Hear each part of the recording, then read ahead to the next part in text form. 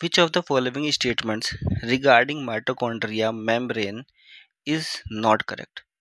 तो कौन सा स्टेटमेंट जो है माइटोकॉन्ड्रियल मेम्ब्रेन्स के रिगार्डिंग जो दे रखा है जो कि आपका इनकरेक्ट है, मतलब कि फॉल्स स्टेटमेंट को आपको ढूंढना है कौन सा है। पहला स्टेटमेंट है द आउटर मेम्ब्रेन, मतलब माइटोकॉन्ड्रिया की जो आउटर जो बाहरी मेम्ब्रेन होती है वो रिसेंबल्स बिल्कुल दिखती है सीव्स की तरह, सीव्स की तरह दिखती है, बिल्कुल राइट स्टेटमेंट है क्योंकि वहाँ पे जो है पोरिन्स होता है।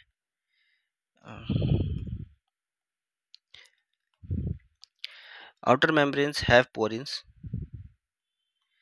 तो ये जो है सीव की तरह ही दिखेगी। ठीक, तो ये जो है राइट स्टेटमेंट है। अब हमें फॉल्स स्टेटमेंट बतानी है तो इस वजह से हम इसको कंसिडर नहीं करेंगे। The outer membrane is permeable to all kinds of molecules, mitochondria की जो बाहर की मेम्ब्रेन होती है वो हर एक तरीके के मॉलिक्यूल्स के लिए परमेबल होती है, तो ये स्टेटमेंट भी राइट ही है, तो इसलिए इसको भी हम कंसिडर नहीं करेंगे, हमें फॉल्स स्टेटमेंट ढूंढना है। नेक्स्ट है the enzyme of electron transfer chain are embedded in the outer membrane, तो ये भी गलत, ये गलत ही लिख रखा है। ठीक है, इनर में होता है, अंदर की तरफ वाली मेम्ब्रेन में।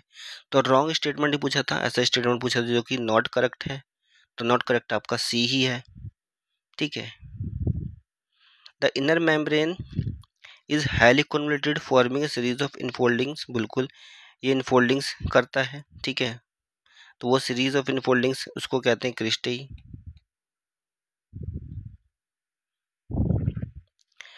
तो ये वाला स्टेटमेंट भी जो है वो राइट है, रॉन्ग स्टेटमेंट केवल है सी।